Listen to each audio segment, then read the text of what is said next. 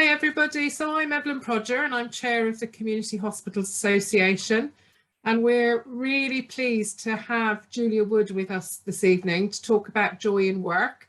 So I know Julia is going to introduce herself and she has a presentation to run through, and then there'll be plenty of time for kind of questions, comments, either raise your hand or pop a question in the chat and we'll keep an eye on both. So over to you, Julia. Right, good evening everyone. What I'm going to do is share my screen, so just bear with me while I do that, and hopefully can you see that? Oh no, I haven't pressed share. That's caught me out twice this evening. So you can now see my screen, is that right? Yeah. Yes, we can. Lovely. So Sue, sorry, Sue's got her hand up. Are you okay, Sue? Yeah. Oh, sorry, I haven't touched anything. Oh, well, technology for you. If someone does put the hand up, if someone could let me know, and then that would be great because I can't see everything. So thank you very much for inviting me along this evening to talk about one of my favourite subjects, which is about joy in work. So just a little bit of background about me. My background is in quality improvement, so I'm not clinical by background, but I've worked in the NHS and for the NHS for about 25 years, and I've worked nationally, regionally and locally delivering quality improvement programmes and training within NHS organisations.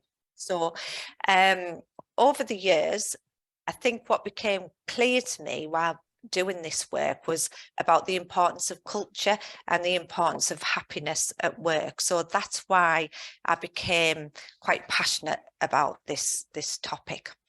Having said that, this is often the reaction I get when I start talking about joy in work. Now, this is because people think, and quite rightly, when Julia doesn't understand how difficult it is to work where I work and to do the job I do. And I would absolutely say that is very, very true. But the thing is, I do think that everyone wants to be happy at work. I do think calling it joy in work can be off-putting for some people, and I will talk about why it's called joy in work a little bit later on. But the point is that I think people want to be happier at work, and you can call it something else, and some organisations do. So just to put some context with that, this is from the Harvard Business Review. Now, so this isn't NHS specific, but I have to put the force head, so you just mind the phone there, Ravi. Hi. Oh, sorry. Hello, apologies. It's all right, don't worry. Brilliant. So, so this information is from the Harvard Business Review. As I say, it's not NHS specific, but what it does say is that 90% of people expect to feel joy at work, but actually only 37% do. So we have this gap of about 57%. And one of the reasons why this is unfortunate really is because we spend about 90,000 hours at work in our lifetime. So this is 1/3 of our entire lives. So actually being happy at work is quite important. So within the NHS, it's even more so and the reason for that is because purpose-driven work, which many people are in the NHS, increases engagement, but it can also lead to a risk of burnout. And what they've found is that trusts with more engaged staff tend to have higher patient satisfaction, with patients reporting that they're being treated with dignity and respect. So that's really important. But high levels of stress are associated with errors that can harm patient care. And actually, in the acute sector, it's been associated with higher levels of mortality. I couldn't quite believe that when I first came across it, but it is actually, research has shown that it is actually true. The other thing is, people talk an awful lot at the minute about incivility, but civil environments really matter because they do reduce errors, reduce stress, and they do foster excellence. And stresses at work can lead to anxiety, anger, unethical behaviour and poor decision making and chronic exhaustion and burnout. Now, when I'm talking about unethical behaviour here, it's not because people want to do the wrong things. I think a lot of this is because people are busy at work, so they're having to cut corners. I think the other thing is the systems in place mean that people have to do some workarounds. So when I talk about unethical behaviour, that's really what I'm referring to with that. And there's more, really. So chronic work stress for us as individuals is associated with cardiovascular disease, hypertension, heart attacks, addictions, cancer, diabetes, and even more severe mental health problems, including depression. And of course, then there's also compassion fatigue. So those most at risk of compassion fatigue are those people who work in medical and mental health provider organisations who caring for patients day after day. And the other thing is stress is contagious. So if I'm working in an organisation and around a team and I'm stressed, other people can consciously or unconsciously pick up on my stress, and then as a result of that they become stressed. So that applies as well if I'm happy. So if I'm having a good day and I'm happy, people pick up on that. So our emotions are actually contagious. So we need to be careful about that and think about that when we're working within our organisations. And the NHS, and this won't be any surprise to you whatsoever, but in the NHS, the most reported reason for sickness absence is anxiety, stress, depression, and other psychiatric illnesses. Oh, I should have clicked those. So, and I wanted to share with you about micro stress. So I don't know whether you've come across this before, but this is where we get lots of stresses throughout the day. And so these can start before you even leave for work. You're in your car going to work and the traffic's busy, so you're late for work. Then you can't find a car parking space. Then when you get into work, you want to put on your PC, do that while it's waiting to load up because it's taking ages. You go and make some coffee and then you find, I don't know what it is about the NHS, but there's never any spoons. So you find that there's no spoons, and then all these things are all small micro stresses. And this is even before you've even started your day. Now, individually, these aren't a big deal. Collectively, they become a big deal. So I think it's just being mindful of that. And we're hardwired to focus on negative things. So that's really depressing, isn't it? So we can have a good day, but one bad thing's happened and we think about that all day. And when people ask us about our day, we say, oh yeah, we've had a good day, but we launch into that, not the good things which have happened throughout that day. So our starting point is quite hard. I think when we're looking at trying to be happy and have more joy at work. Now, what I want to share with you today is 2 approaches to joy in work. So the first one is called 15 seconds, 30 minutes. Now, we're not going to get too hung up on the time scales within that, but basically, this is a real simple approach to joy in work. It was developed by Professor Rachel Pilling. She is an ophthalmologist at Bradford Teaching Hospitals, and Dan Wadsworth was a manager there. Now, he's not working there at the moment. He's doing other things, but he's still one of the founders and very much involved in this approach. So I'm going to share with you a video which is going to talk about what this is, because they can explain it far better than me. But before I do, the other thing I wanted to mention was this other approach. So this is the IHI, so the Institute for Healthcare Improvement. If you haven't come across them before, they are the international gurus of quality improvement, and they developed the IHI framework for improving joy in work. And this is where that terminology of joy in work was coined, really. Now, people in this country don't always like it, but people call it other things. So, for example, Newcastle Hospital calls it What Matters to You, and there's a reason for that, and we'll come on to that. But East London Foundation Trust call it Enjoying Work, just to try and make the name a little bit different. And what this does, though, this is an organisational approach to enjoying work, which again I'll talk about a little bit in more detail. But we've got two contrasting approaches. So we've got the IHI framework, which is from an organisational perspective, and then we've got 15 seconds, 30 minutes, which is just for anybody who wants to improve where they work. So I'm going to see if this video works. It's only for a minute or two. So here we go.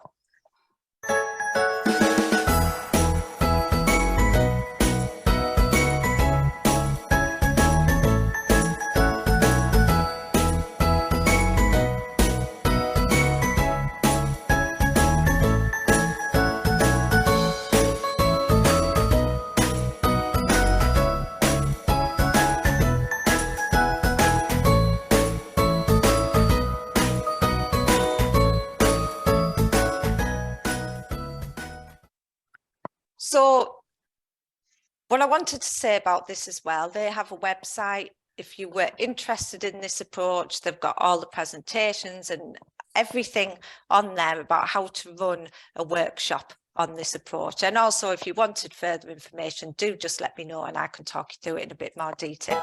But no, we won't play it again. But what they do is they have these things which are called missions. So I've just got 4 of them here so you can see the principles kind of behind it. So a mission regarding replace would be about as simple as filling the photocopier paper when that's empty, so it saves time for somebody else. Update, and this is my kind of, I think there's some music going on. If they could pop themselves on mute, that would be great.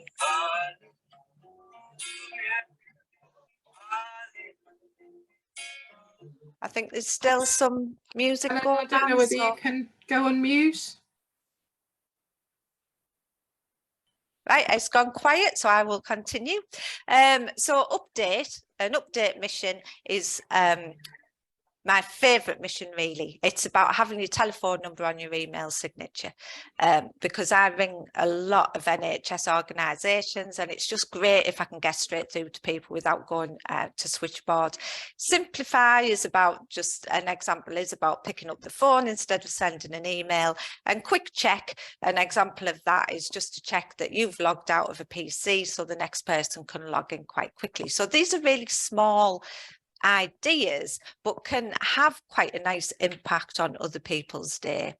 So then we move on to the IHI framework for improving enjoying work. So it has these 9 areas. I'm not going to go through them all today, but I will touch on some of them. But what you can see from this framework is that we've got senior leaders. They're responsible for all of the elements of it.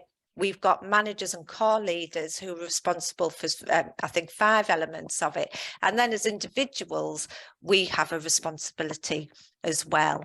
Now, although this is an organisational approach, as for those of you who are team leaders or who work within a team, you can focus on this as from a team perspective. You don't have to look at it from an organisational perspective. So I did just want to make that point. And again, if you've got any queries about this, so we'll talk about some of the elements of it, but you know, feel free to contact me and I can talk you through it in more detail. Fundamentally, what this approach is about is removing what the IHI refer to as pebbles in your shoes. So it's those daily frustrations, you know, those frustrations which we all have every single day, which we never manage to kind of do anything about. This is about having permission to do something about it and speaking to the right people to do something about it. So it's kind of, and collectively as a team, looking at how we can address some of these issues. So how do you get started with any of this, really? So the idea is that you start off by asking people what matters to you. Now, you don't have to be a team leader to do this. You just need to work within a team. So it's saying, what are the challenges? what makes a good day here and what gets in the way of us achieving that good day. So they tend to be the two key questions I ask, and then you identify those, and then collectively you make a commitment to work on these areas as shared responsibility. Now, the IHI suggests using improvement science or quality improvement to test these approaches, but actually many of these things which need implementing or changing don't always require that. It's just about thinking about different ways of working. So sometimes, again, if you're working within a team, sometimes people to try and get a baseline really will do a questionnaire to some of the team, particularly if you work in a big team. And this is just an example of some of the questions you might ask. So I'm not going to go into all of these in any detail. And this is just an example of some of the questionnaires which I've seen over the years. But it's really just trying to understand kind of which areas you need to focus on moving forward. So just to kind of recap, you ask people what matters to them. So you can do that as a group, you can do that on a one-to-one basis, you can do that through a questionnaire, or you can just have a board up, and whether that's a virtual board or a face-to-face board, and ask people what they think. And then it's about just asking, well, why does that happen? What do we need to do? What do we need to work on to get these frustrations out of our day on a regular basis? So one of the areas within the IHI framework is around choice and autonomy, and there's lots of literature out there which suggests that when we have choice and autonomy over our work, we feel much happier at work. And this document, I don't know whether you've seen it, but it's definitely worth a look. It was developed by the King's Fund, and it has this infographic in it, and it talks about a framework for nurse and midwife core work needs, but it applies to all areas, I think, across the spectrum of people who work within the NHS. And really what it's saying is that we do have a voice, and that we're able to take part in the decisions and our day-to-day work and how we do that. So camaraderie and teamwork is also a big one, and I've just put some questions here within your team. You know, as a team, how do you feel? You know, do you feel that you provide mutual support and companionship? Do you feel that you're part of a team?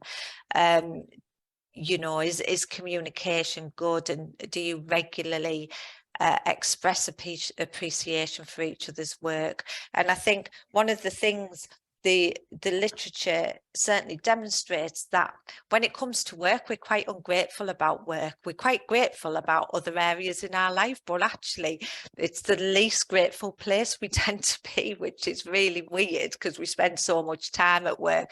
So it's quite important that we express gratitude and we share appreciation with the people who we work with. So it's just, if you don't have that, it's about having conversations about how you can actually make that happen. Now, I'm not saying that's easy, but there are activities and things you can do to try and support that. And then, of course, we have recognition and rewards.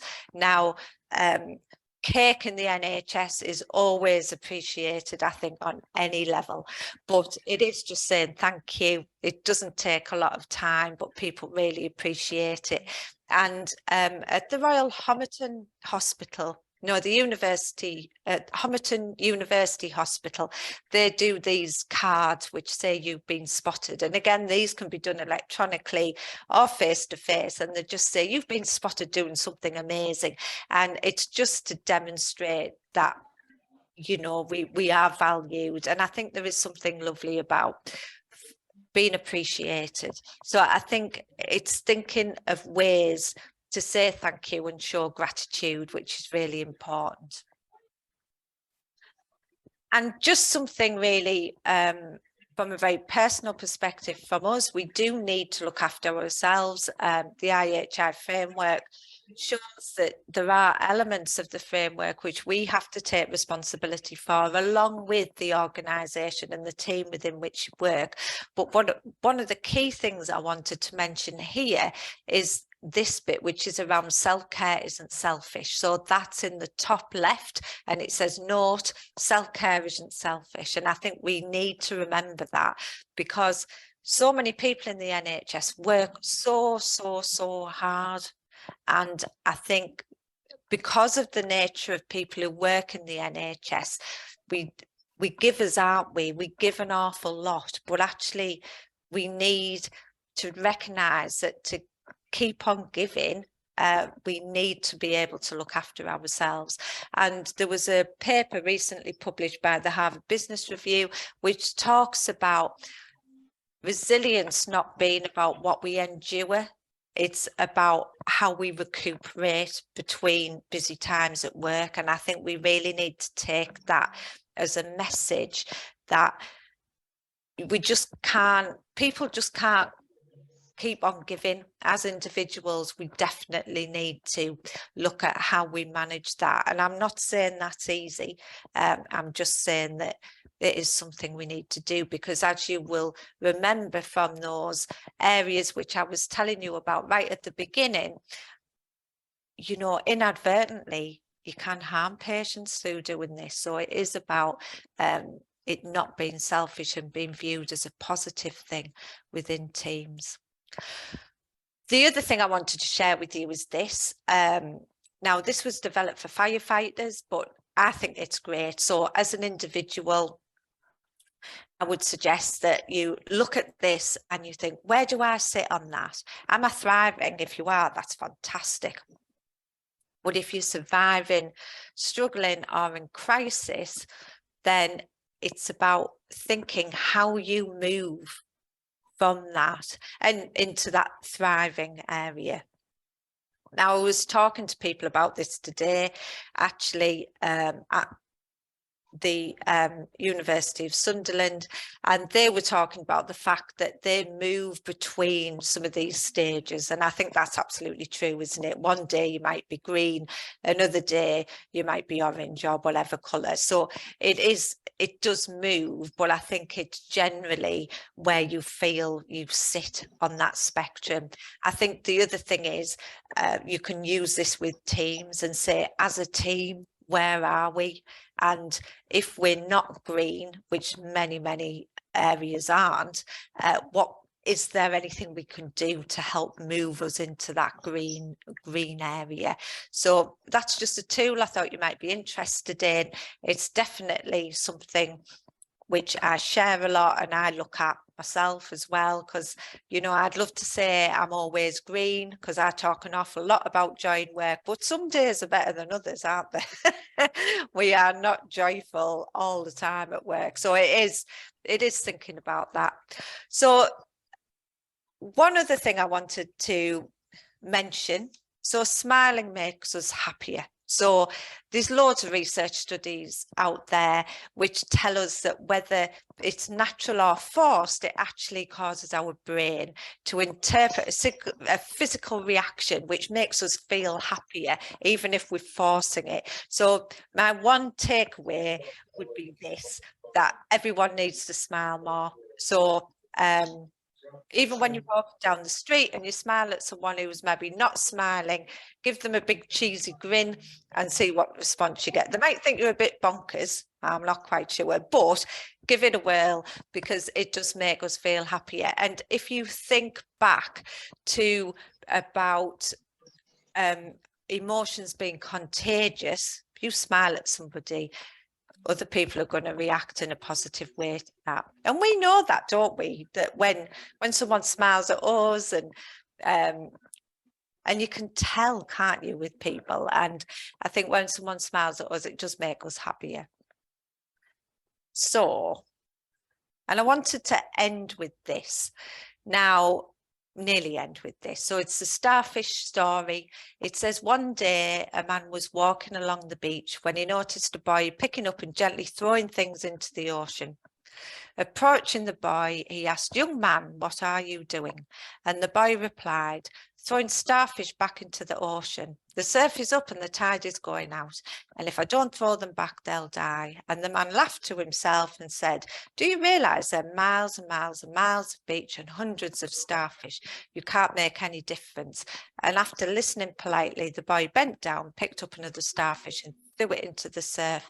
And then smiling at the man said, "I've made a difference to that one."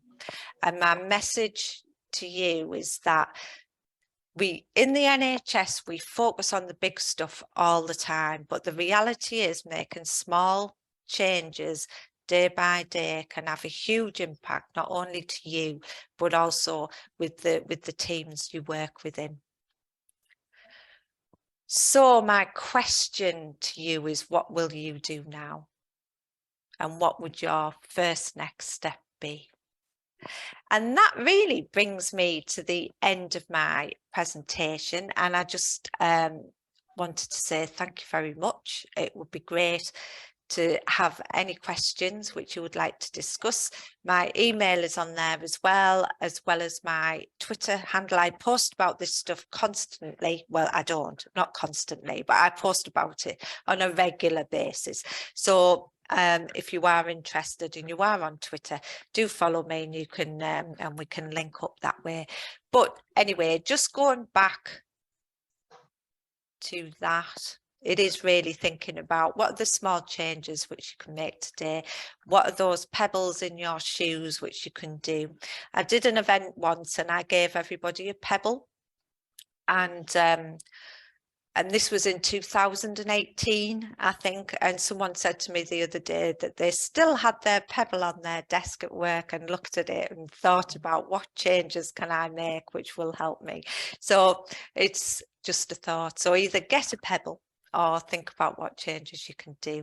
So that brings me to the end of my presentation. So I will just stop sharing, and there we go. And then we can just take any questions you may have.